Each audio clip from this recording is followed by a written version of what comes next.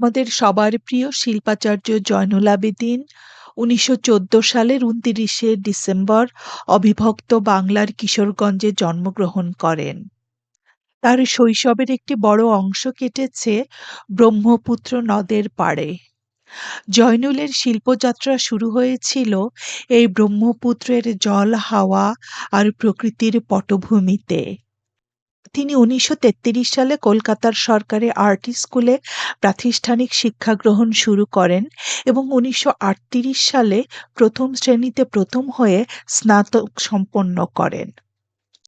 তিনি এই উপমহাদেশের মাটিতেই জন্মগ্রহণ করেছিলেন এবং এখানেই তার প্রাতিষ্ঠানিক শিক্ষা এবং আজীবনের কর্মজীবন।